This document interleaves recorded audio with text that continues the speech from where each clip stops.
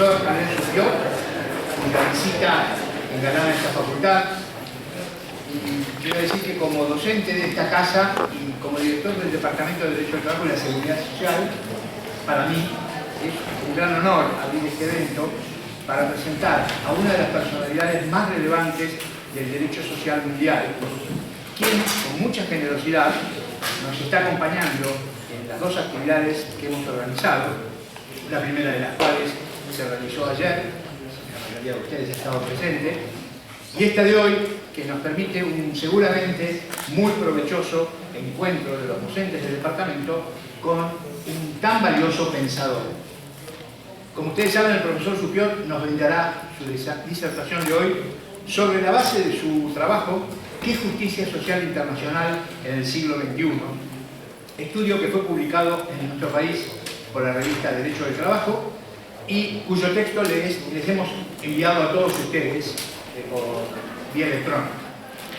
Por razones materiales de organización y de tiempo, solo serán admitidas preguntas formuladas por escrito que le podrán acercar al doctor Sereno Novoa o al doctor Lucas Caparrós o al doctor Martín Goldman para que nos las haga llegar y el profesor responderá un número determinado de estas según el tiempo que tengamos delante. Les agradecemos mucho que sean comprensivos de esta limitación a la que nos vemos obligados por razones, repito, de orden material. Sin más pérdida de tiempo, tengo el gusto de cederle la palabra al profesor Supiot, que necesita el micrófono. Profesor.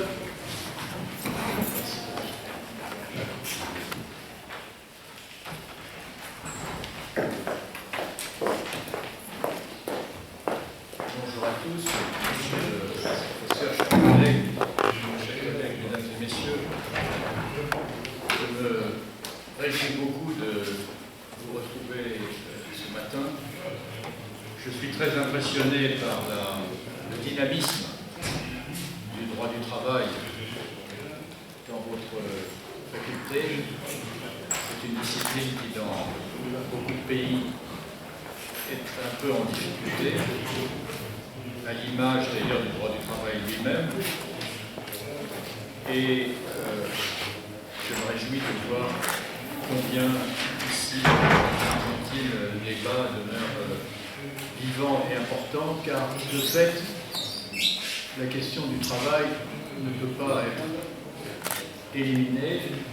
C'est l'une des questions cruciales d'un point de vue anthropologique rencontre l'humanité. C'est une remarque que fait Freud. Il dit que la vie des hommes se place sous le double signe de Eros, le besoin de l'autre sexe, et de Ananké, la nécessité, le devoir de travailler et de coopérer pour survivre. L'idée de justice sociale dont je vais vous parler aujourd'hui, à vrai dire, on pourrait faire remonter ces sources à l'Antiquité, notamment à Aristote, qui, contrairement à certaines lectures rapides, ne se contente pas de distinguer la justice réparative et la justice distributive, mais évoque une justice de solidarité. À l'époque moderne, cette notion de justice sociale a été théorisée d'abord au XIXe siècle, et notamment dans un article séminal d'un philosophe du droit français qui s'appelait Alfred Fouillet, et dont je vais faire une nouvelle édition qui va apparaître ces jours-ci, de ce texte qui s'appelle l'idée de justice sociale. Mais en réalité, cette idée était demeurée théorique tout au long du XIXe siècle, et c'est seulement avec la Première Guerre mondiale qu'elle a trouvé une consécration normative dans la Constitution de l'égalité en 1919. Et c'est dans cette Constitution qu'on voit apparaître pour la première fois l'idée qu'il n'y a pas de paix durable sans justice sociale. Cette idée sera réaffirmée solennellement, comme vous le savez, en 1944, à la fin de la Seconde Guerre mondiale, dans la déclaration de Philadelphie.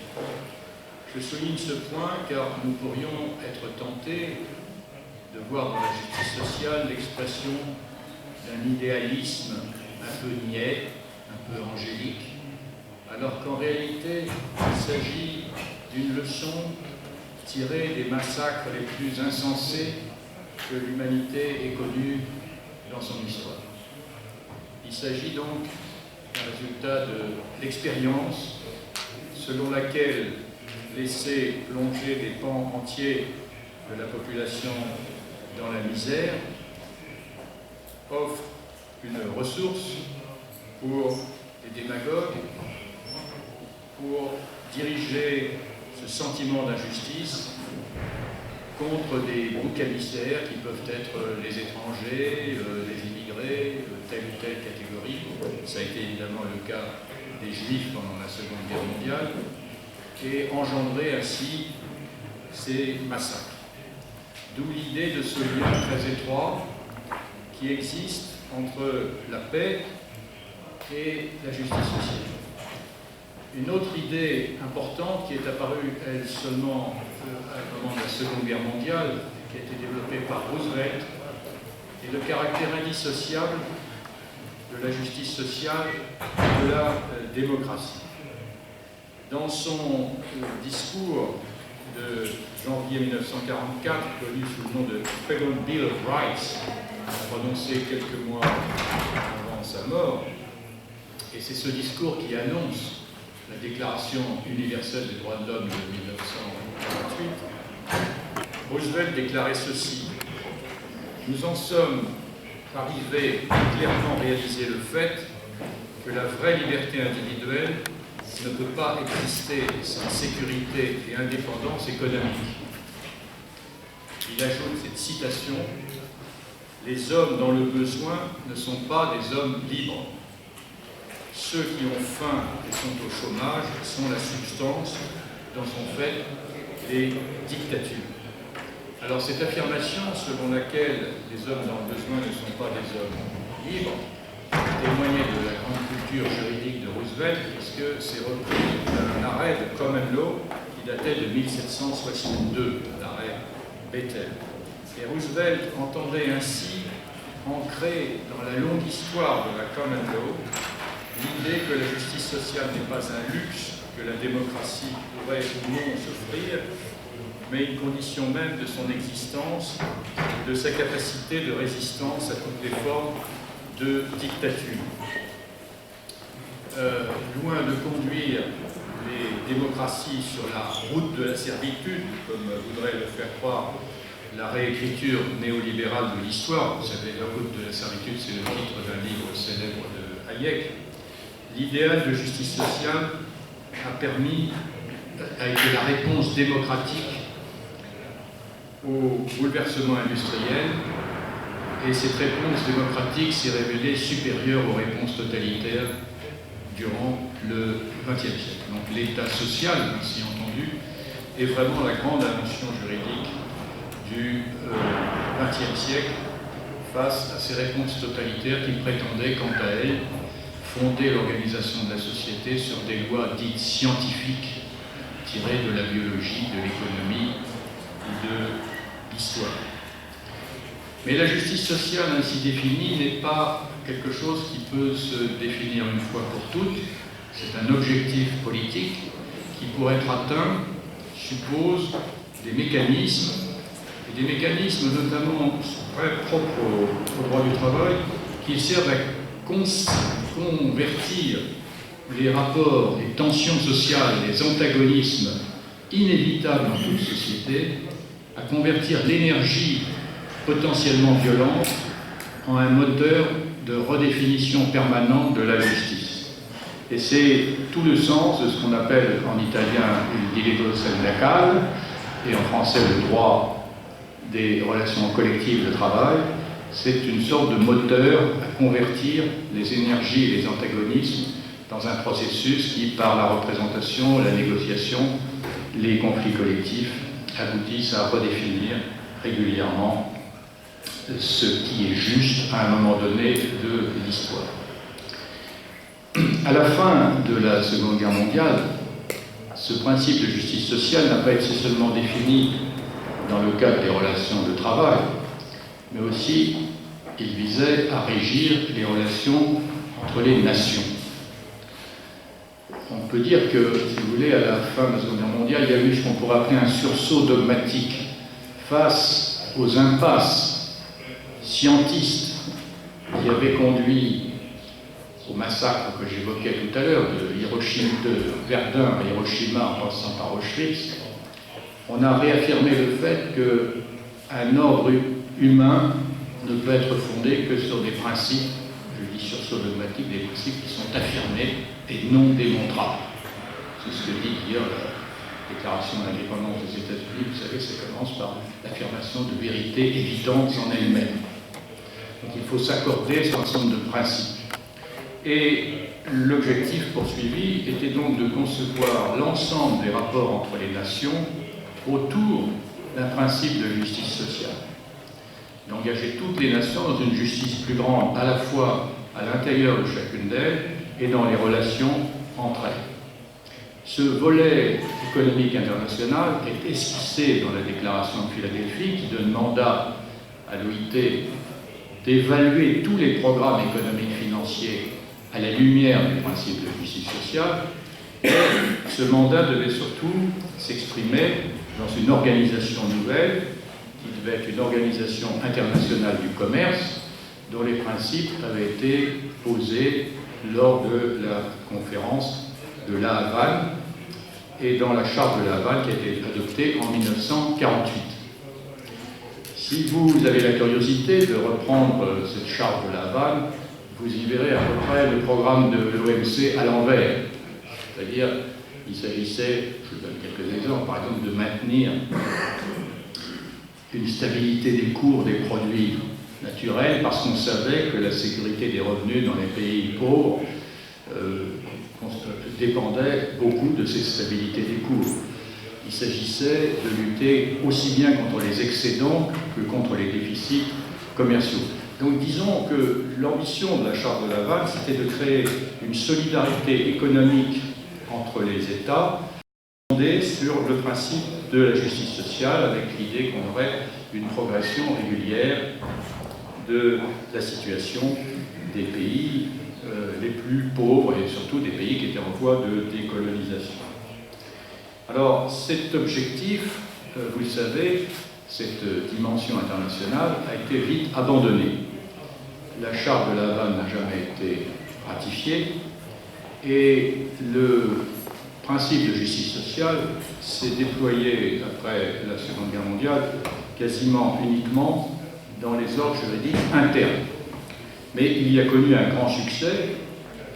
Si vous avez la curiosité de faire un peu de droit constitutionnel comparé, vous verrez que c'est une très grande majorité de constitutions de par le monde donne mandat aux États de réaliser la justice sociale, de définir l'État comme un État social. C'est simplement une petite minorité qui n'évoque pas cela. Donc, vous voyez, après la Seconde Guerre mondiale, la justice sociale est affirmée comme un principe.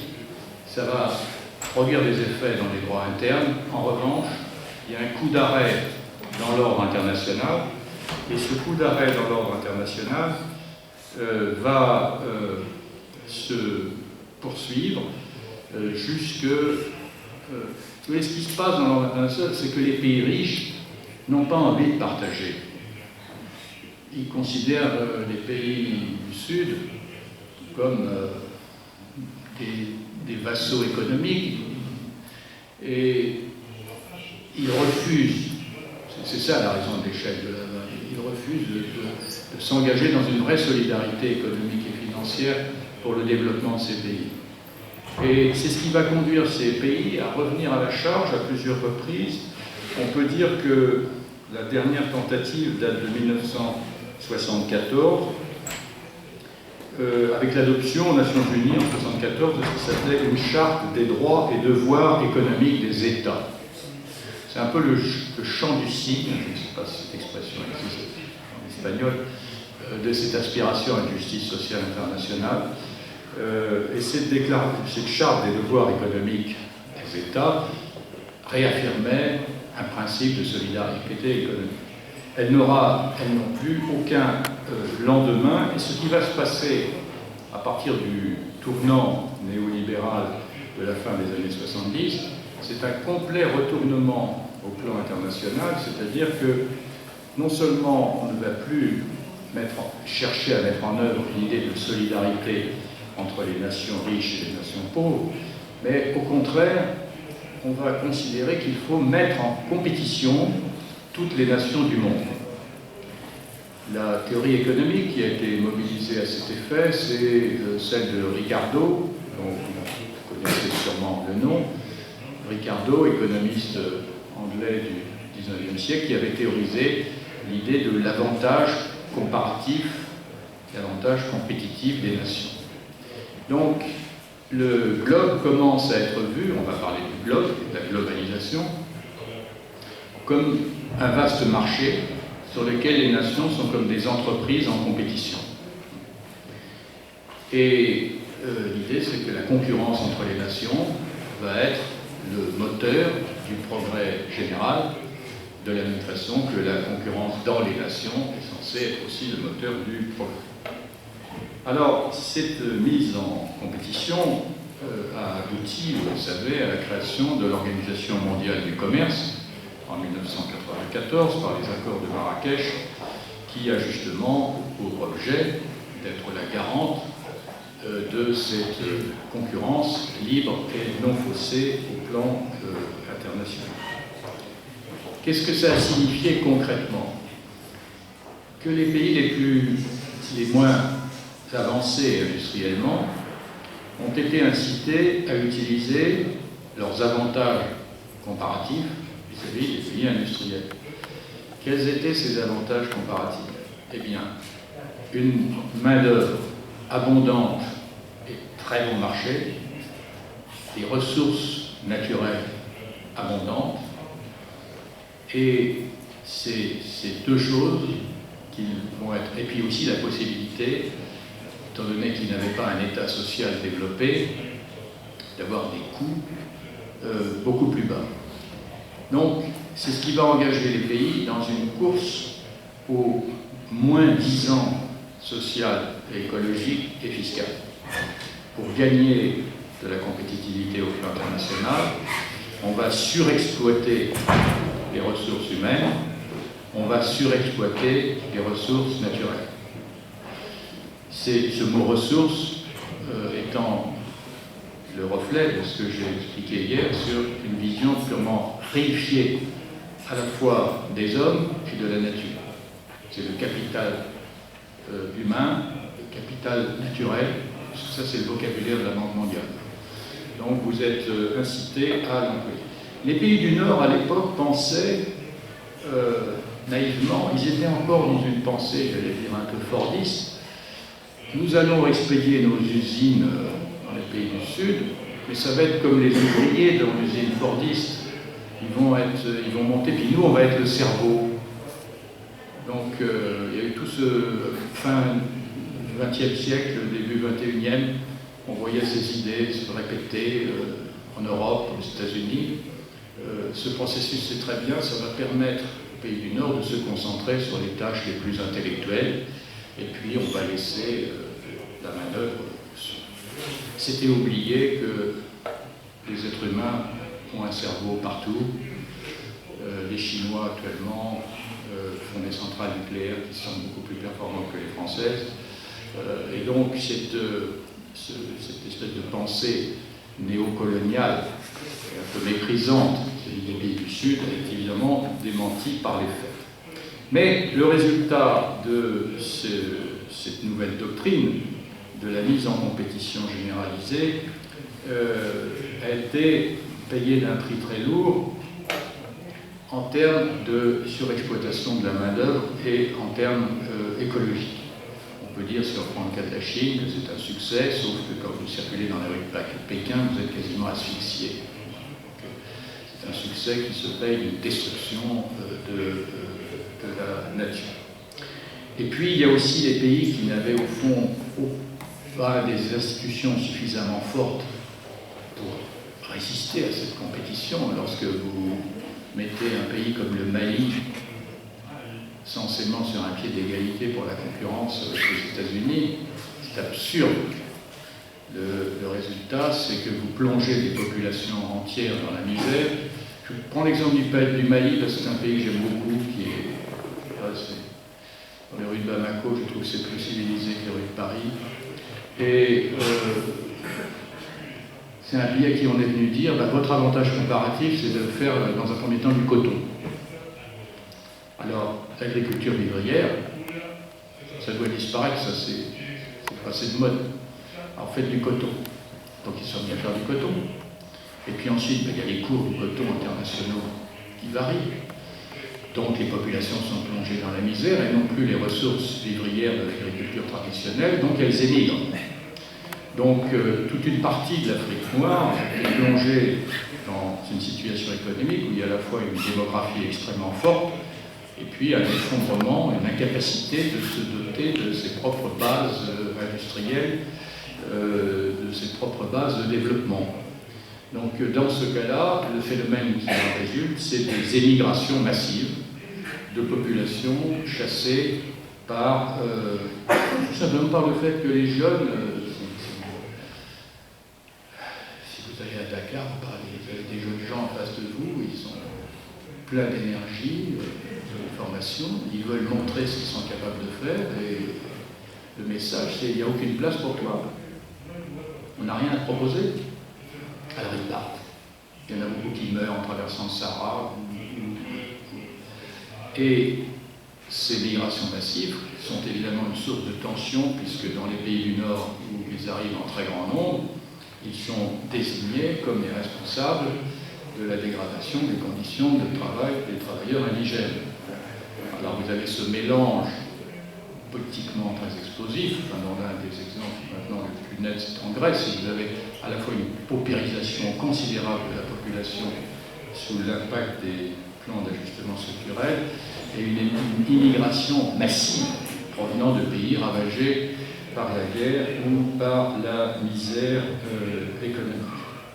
Donc, dans ce contexte, vous voyez la justice sociale, les aspirations à la justice sociale internationale ont été largement démenties et on peut dire que ça a entraîné par ricochet un démembrement progressif aussi des institutions fondées sur la justice sociale dans les ordres juridiques internes, puisque les pays étant placés en concurrence, ceux qui avaient un haut niveau de protection sociale, c'est un désavantage comparatif. Ça a été théorisé aussi par la Banque mondiale. Si vous regardez le programme Doing Business de la Banque, c'est une sorte de tableau où toutes les législations nationales sont ramenées à des chiffres. C'est des techniques qui ont été développées à Harvard, de Law and Economics. C'est des techniques dites de la New Comparative Analysis. Ça consiste à prendre un système juridique, à le transformer en données quantifiées, puis ensuite à comparer la compétitivité du système. Alors si par exemple vous avez un droit qui donne de généreuses indemnités de licenciement, ça vous fait les mauvais points en termes de compétitivité. Donc tout ça est une incitation à faire ce que les institutions internationales comme l'OCDE, le FMI, la Banque appellent des réformes structurelles, c'est-à-dire à démanteler les trois piliers de l'État social national. Quels étaient ces trois piliers? Enfin, ils demeurent encore plus ou moins, enfin, ils sont quand même très, très attaqués. Je dirais, vous allez dire c'est peut-être un peu de l'européocentrisme. Chaque pays européen a apporté sa part. Premier pilier, c'est une invention allemande, enfin on peut le dire quand même, c'est le droit du travail. La théorisation du droit du travail, c'est Hugo Sinsheimer, des articles dès 1905, avec une conception très claire. Sinsheimer est un auteur très impressionnant, c'est lui qui va concevoir aussi la démocratie économique dans la République de Weimar, qui va ensuite donner le modèle social allemand de la Mitbestimmung. Donc ça, c'est le premier pilier, un droit du travail qui insère dans chaque contrat de travail un statut qui garantit la longue durée de la vie humaine, tout en maintenant une économie de marché. On insère un contrat pour concilier le temps court des échanges marchands avec le temps long de la vie humaine. Et ça, c'est le premier pilier. Le deuxième, c'est plutôt français comme invention. C'est la théorie des services publics, qui est due à des gens comme Duguy, en particulier, le grand juriste français Duguy, au Conseil d'État. C'est-à-dire qu'il y a certains services qui doivent être rendus accessibles à tous, aux conditions les plus économiques possibles, et qui doivent donc être sortis de la concurrence. Alors, il y avait traditionnellement, il y avait la Poste. Je crois que la Poste, c'était vraiment, parce que c'était pour des raisons politiques, déjà sous la royauté, le roi voulait avoir le contrôle. Mais on a développé ces services publics dans de nombreux domaines, comme l'éducation, en particulier la santé, etc. Au-delà du cercle traditionnel de l'État régalien. Et puis la troisième composante, c'est l'invention de la sécurité sociale, qui était due à la théorisation qui est faite par les Britanniques, et le rapport Beveridge, qui ensuite, après la Seconde Guerre mondiale, était le modèle, la référence, même s'il a été décliné, bien entendu, sous des formes différentes selon les pays. Ça, ce sont les trois piliers de ce qu'on peut appeler l'État social, et tous, aujourd'hui, se trouvent attaqués et remis en cause. Alors, ils sont attaqués et remis en cause. La question se pose, est-ce qu'une attitude purement défensive est tenable?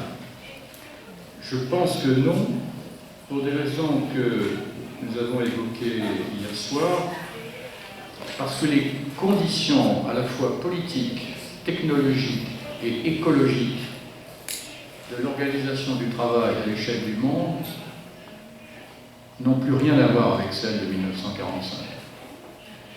Autrement dit, la question aujourd'hui de la justice sociale, c'est que nous avons des principes qui ont été posés dans ces textes fondateurs, la Constitution de 1919, la Déclaration de Philadelphie, la Déclaration universelle des droits de l'homme. Ces principes n'ont rien perdu de leur valeur. Si, quand vous relisez la Déclaration de Philadelphie, ça reste un objectif que tout le monde devrait adhérer. En revanche, les conditions de leur mise en œuvre se sont profondément transformées. Ce qui fait que la justice sociale aujourd'hui connaît de nouvelles dimensions. Si on veut être fidèle à l'inspiration première, il faut savoir évoluer. Je suis très attaché à cette idée que la tradition doit être une ressource pour la modernité. On peut inventer un futur désirable et réaliste que si l'on sait d'où l'on vient. C'est en s'appuyant d'où l'on vient que l'on peut faire du neuf. Mais c'est pas possible de s'arrêter en chemin.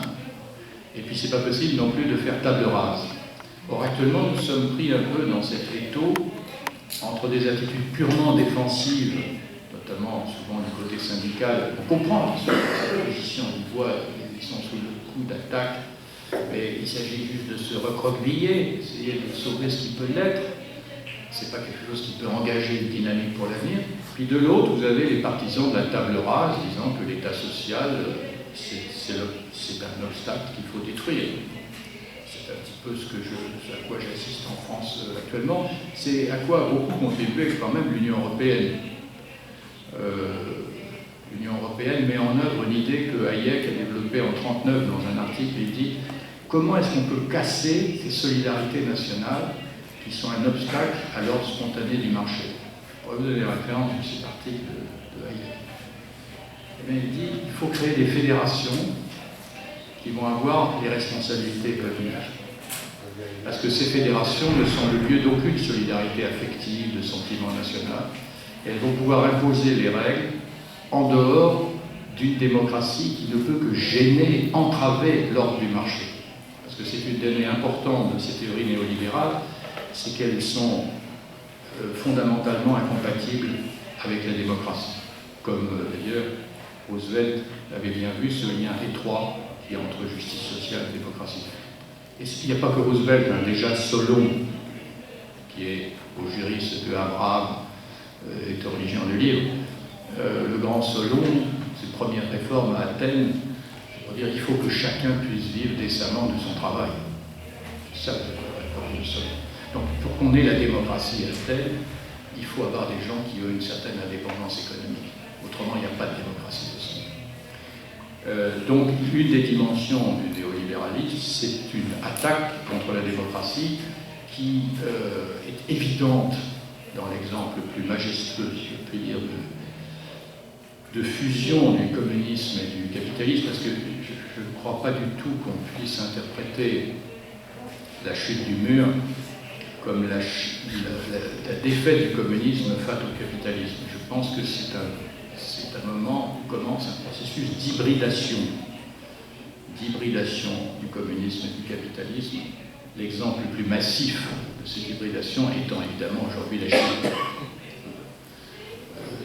La Chine, c'est une économie de marché et ça reste un pays communiste. Donc on a eu ce phénomène. Enfin, je ne veux pas m'étendre trop là-dessus. Si vous souhaitez que j'y revienne, vous pourrez interroger. Alors aujourd'hui, je disais quelles sont les nouvelles questions que doit aborder la justice sociale au plan international. Bon, j'en cite quelques-unes sans vouloir être exhaustif. La première, c'est la question de la justice dans le commerce international. À l'heure actuelle, on a renoncé à cet objectif de déclaration de Philadelphie d'évaluer la pertinence du système économique et financier mondial à la lumière de ses résultats en matière de justice sociale. Heureusement d'ailleurs, parce que ces résultats sont catastrophiques en termes de justice sociale. Il y a une aggravation vertigineuse des inégalités, des migrations économiques, comme je l'évoquais, une dégradation sans précédent de l'environnement. Ce que je veux dire, c'est que le bilan de 30 années de néolibéralisme est catastrophique, à la fois au plan moral, au plan économique et au plan écologique.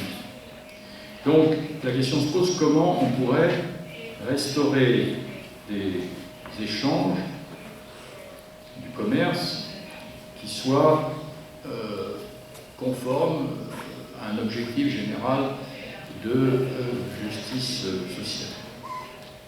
C'était l'un des enjeux du centenaire de l'OIT. On aurait pu penser, on pourrait espérer, en ce qui me concerne, j'espérais un peu tout de même, que l'OIT essaie de sortir de cette schizophrénie normative que j'ai évoquée hier soir, qui fait qu'on a d'un côté des organisations qui sont liées aux droits économiques et sociaux de la déclaration de 48, l'Organisation mondiale de la santé, l'UNESCO pour la culture, l'OIT pour le travail, la FAO pour l'alimentation. Toutes ces organisations, leur mandat, c'est de promouvoir la justice sociale. Et puis on a d'un autre côté des organisations comme l'Organisation mondiale du commerce, le Fonds monétaire international, qui, au contraire, ont comme agenda la déconstruction systématique de l'État social. Donc le problème, c'est de savoir comment on sort de cette schizophrénie. Et pour en sortir, il faudrait rendre au système multilatéral sa cohérence. Parce qu'actuellement, c'est totalement incohérent. Et tout le système est bloqué.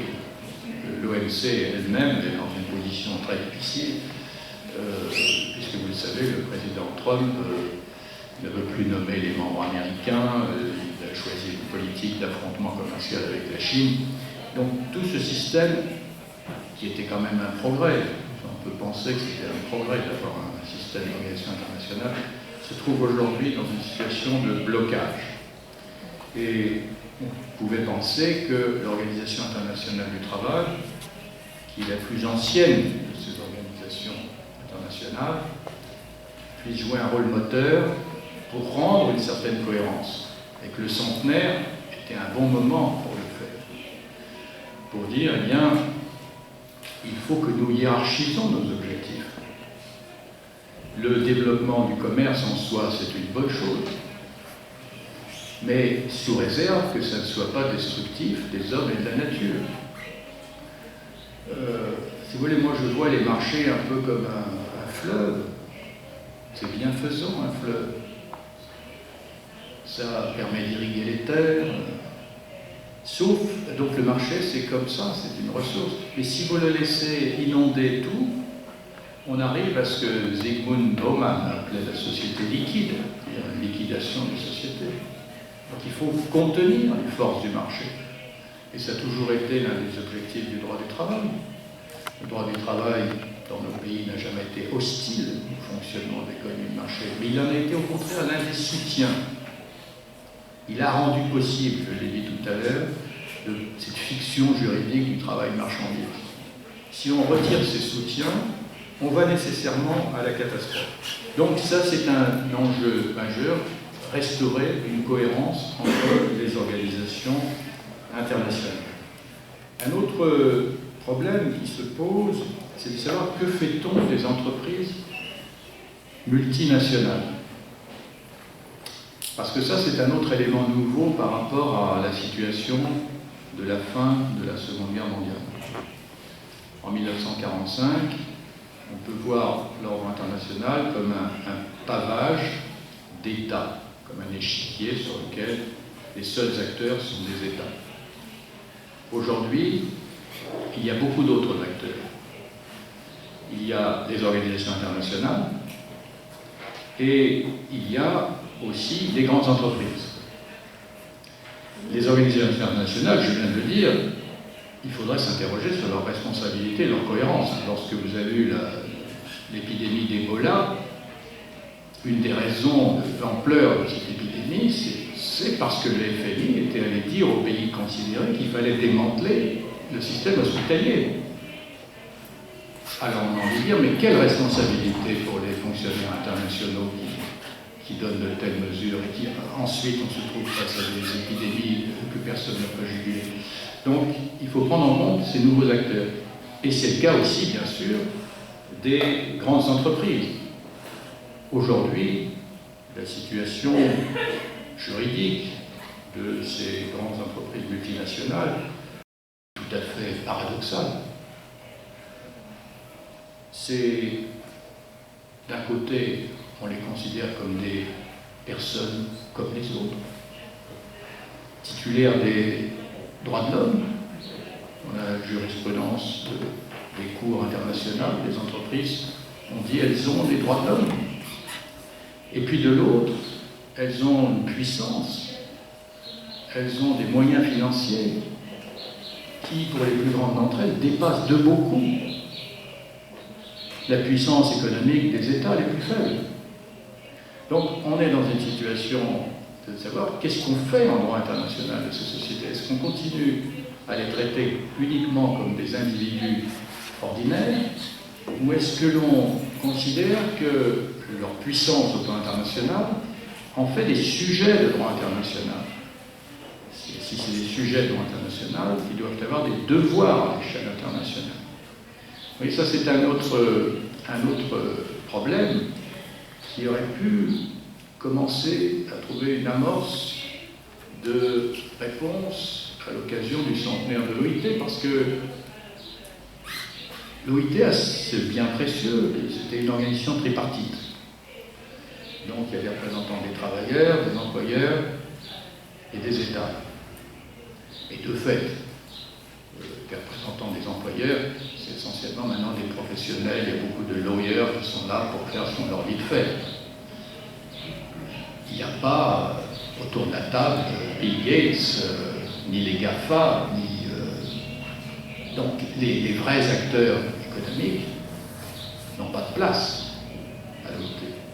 Donc on aurait pu imaginer, à l'occasion du centenaire, de dire nous avons la conférence internationale du travail, peut-être pourrait-elle s'ouvrir dans certaines de ces sessions pour pour dire à ces entreprises qui se réclament de leurs responsabilités, ben venez, prenons des engagements qui aient une valeur normative, pas seulement des déclarations de marketing sur la responsabilité sociale et économique.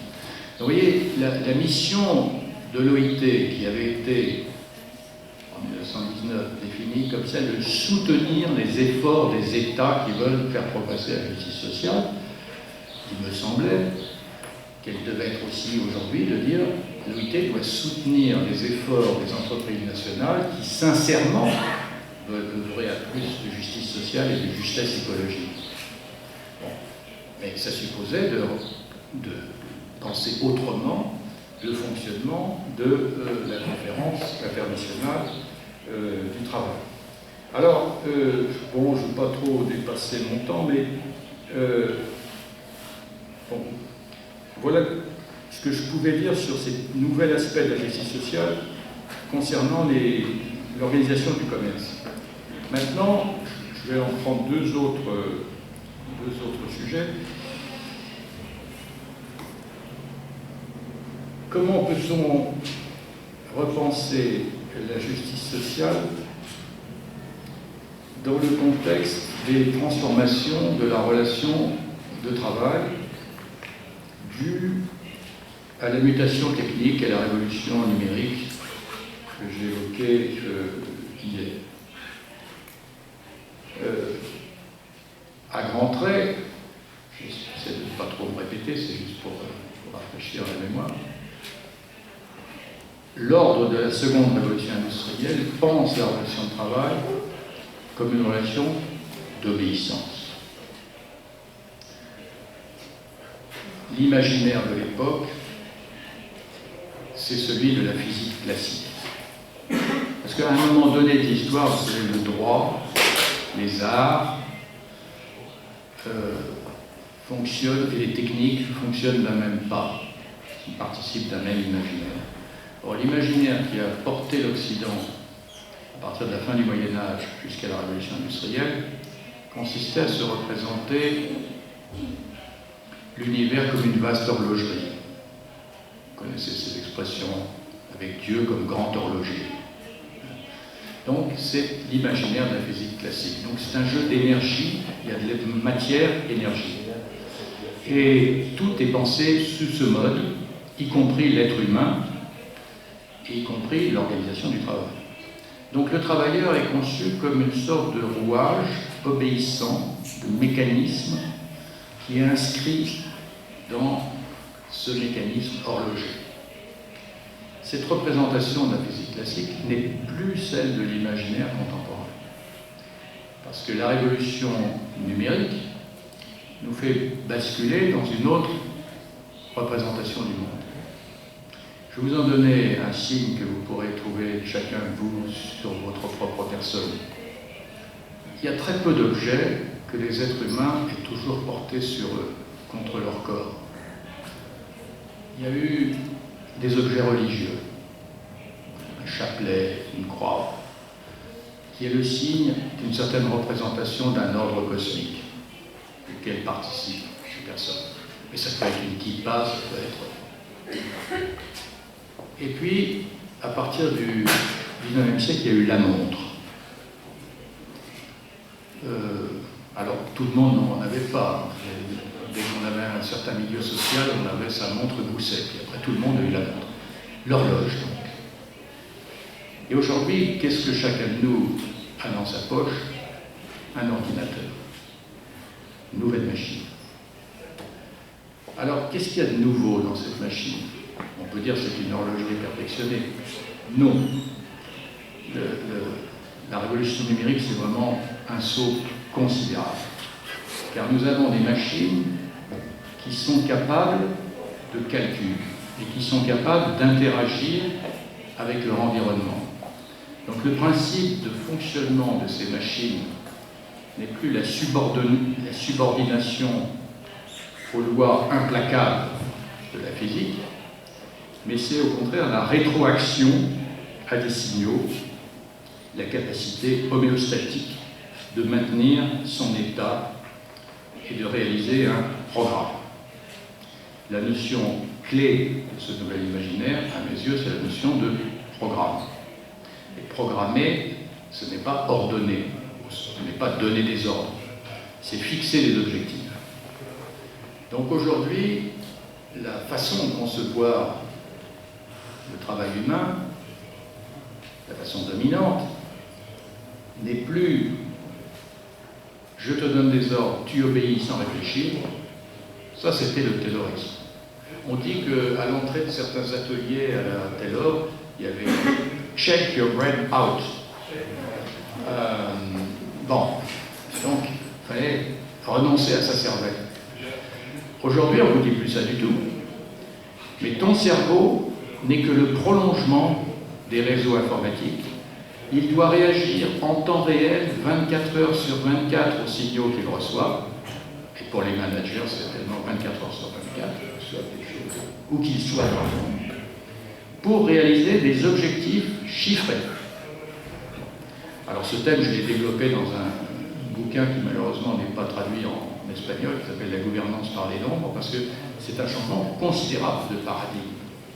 Donc si vous voulez, dans la relation de travail, on est passé de l'imaginaire de la subordination, donc d'être décérébrés qui obéissent mécaniquement, j'ai cité Chaplin, hier on pourrait citer Fritz Lang dans Métropolis, au modèle de la programmation. Alors, en termes de justice sociale, là on a une question, comment penser la justice dans ce nouveau type de relation de travail?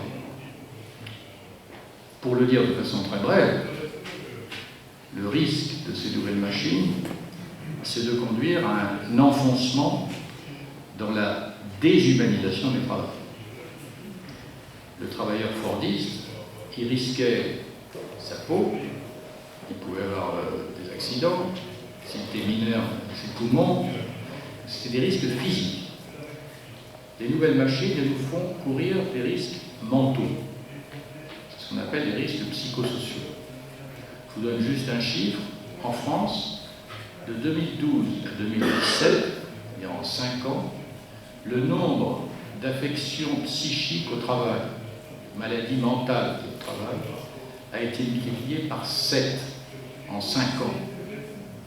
Donc ça témoigne d'une souffrance au travail considérable, alors que nos nouvelles machines sont merveilleuses par beaucoup d'aspects.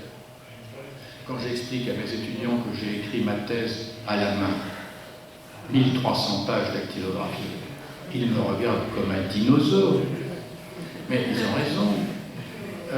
C'est devenu inimaginable. Et maintenant, on fait une recherche de jurisprudence en 2 heures. On réunit ce qu'il fallait 2 mois auparavant.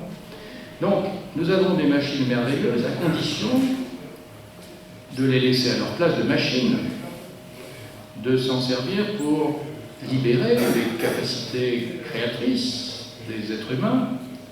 Au lieu de quoi, qu'est-ce qu'on fait?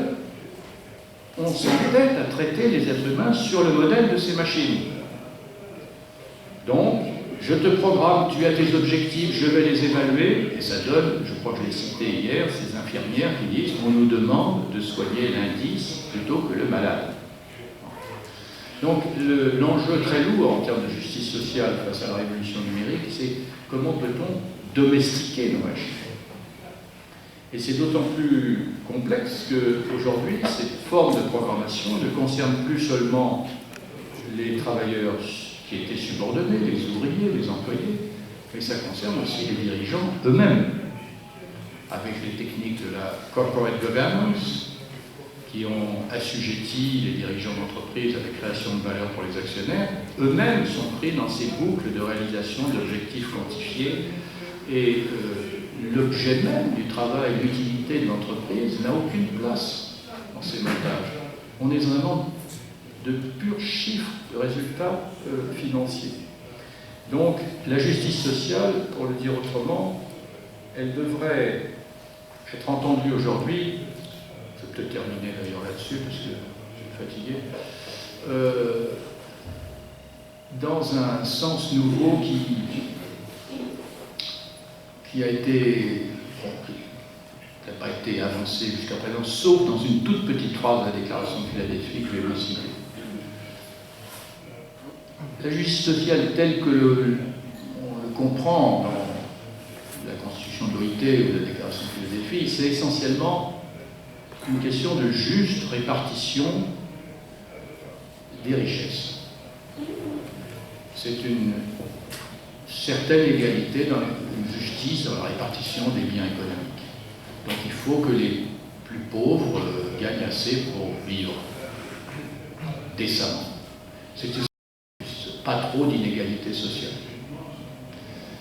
Quand j'ai cité hier Francis Bacon sur l'argent comme le fumier, je pourrais aussi citer Montesquieu, par exemple. Montesquieu, vous savez, c'est celui qui plaide les effets bénéfiques du doux commerce. Mais il dit, attention, l'esprit de commerce, c'est très bien entre les nations. Mais à l'intérieur des nations, c'est peut tout corrompre. Alors, il a cette formule, Montesquieu, il dit il faut que la loi intervienne pour éviter les grands écarts de richesse, et il faut que les plus pauvres puissent vivre décemment de leur travail, et que les plus riches soient dans une telle médiocrité qu'ils doivent travailler pour vivre. C'est Montesquieu. Et c'est à partir de là que, dans le cas français, par exemple, on a une loi de division, parce qu'il dit il faut que la loi divise les fortunes à mesure que le commerce les grossit. Donc le législateur doit intervenir pour que régulièrement la richesse soit répartie. C'est la même idée que Bacon, en fait. Et en France, c'est ça qui explique l'adoption à la Révolution française d'une loi successorale qui oblige à une division à parts égales des biens des parents. Alors, cette façon de considérer la justice comme une pure distribution des richesses a été concurrencée et puis peu à peu éclipsée à partir du tournant néolibéral par une autre notion de justice sociale qui, elle, ne vise pas la distribution des richesses, mais la reconnaissance des personnes. On pourrait appeler ça la justice recognitive par opposition à la justice distributive. De quoi s'agit-il? On considère qu'un certain nombre de groupes sociaux, et on ne peut pas que le considérer, c'est juste, ont été victimes de discrimination. Alors, il peut s'agir des femmes, des Noirs aux États-Unis, parce que la lutte des Noirs a joué un rôle important pour concevoir ensuite ces autres luttes de reconnaissance. Ensuite, des discriminations fondées sur l'orientation sexuelle, sur la religion. Alors, ces discriminations ont été réelles, considérables, injustifiables.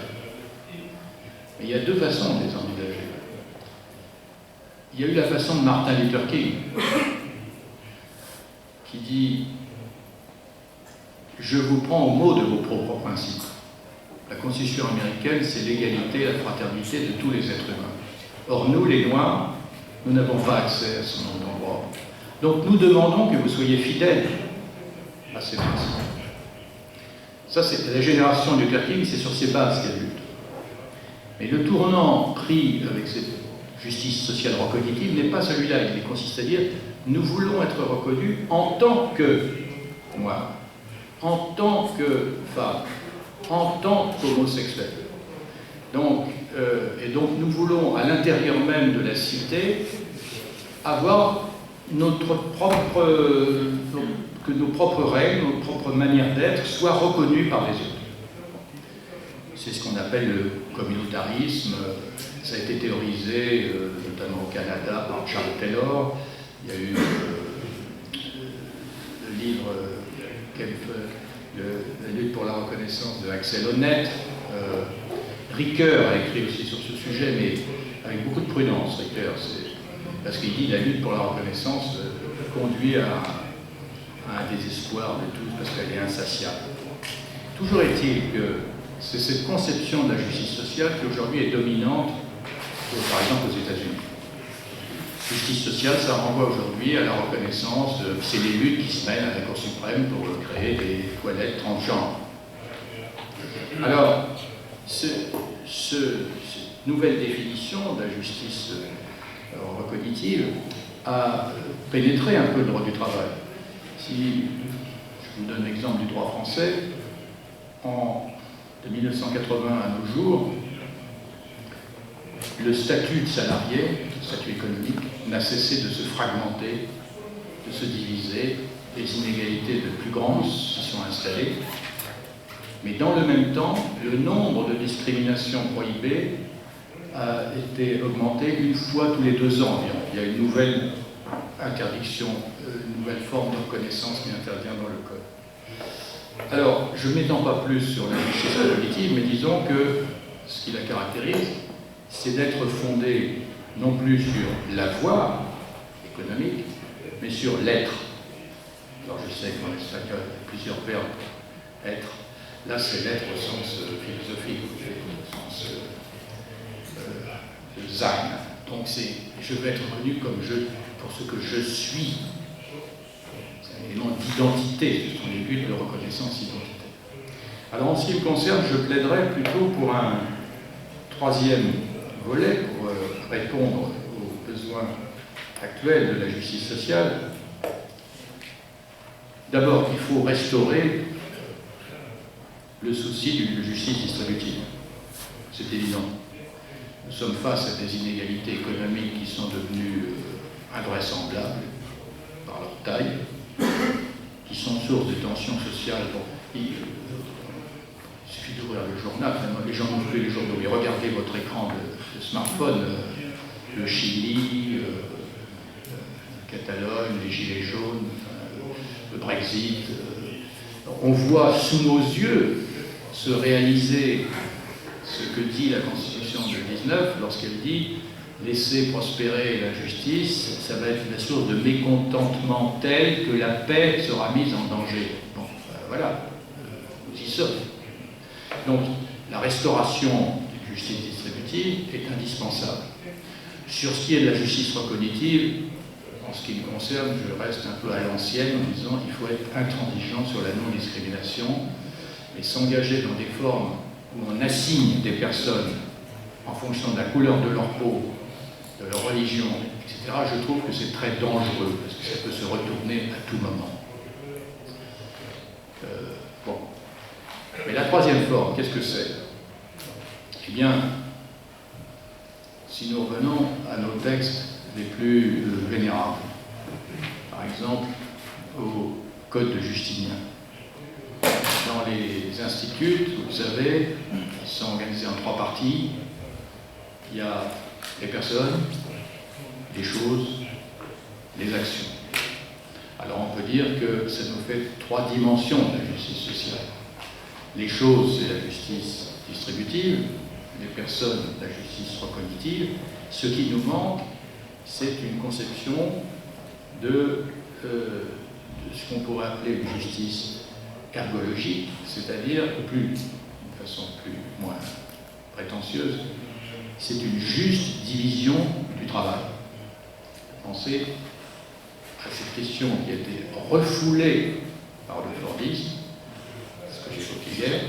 Le Fordisme a consisté à raisonner uniquement en termes d'échange de quantité de travail contre des quantités de salaire et à éliminer toute prise en considération du sens et du contenu du travail. Aujourd'hui, à partir du moment où nos nouvelles machines vont prendre de plus en plus en charge tout ce qui est de l'ordre du calculable, le travail humain peut et doit être recentré sur ce qui nécessite ce que les machines sont incapables de faire, l'attention aux autres et la création, l'inventivité.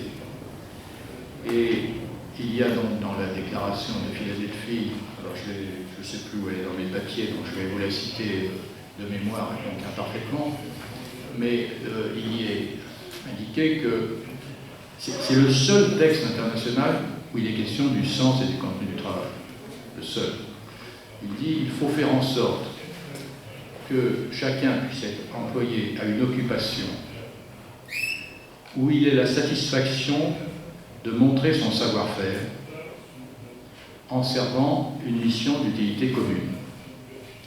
Bien, je vous cite de mémoire.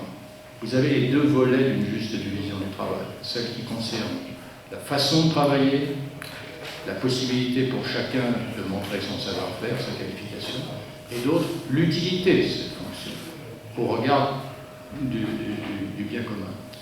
Eh bien, ces deux volets répondent au double défi technologique et écologique.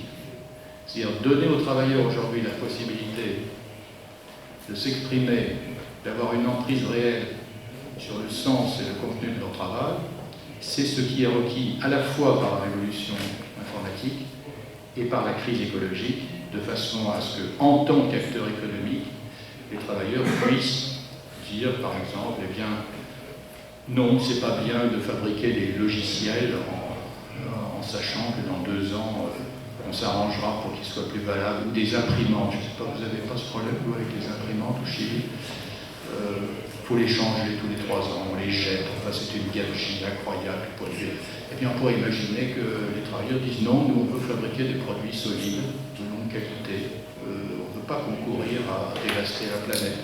Donc ça c'est une forme de justice sociale qui réintégrerait la notion de démocratie économique. Que les travailleurs ne soient pas seulement les citoyens qui vont voter dimanche prochain chez vous, mais qui, là où ils travaillent, ils puissent avoir leur mot à dire sur l'utilité des produits et la façon dont on les produit. Voilà, excusez-moi de m'être beaucoup écarté du texte qui nous a été distribué, mais j'avais justement quelques répugnances, quelques difficultés à simplement répéter ce que j'avais déjà dit. Je vous remercie de votre attention.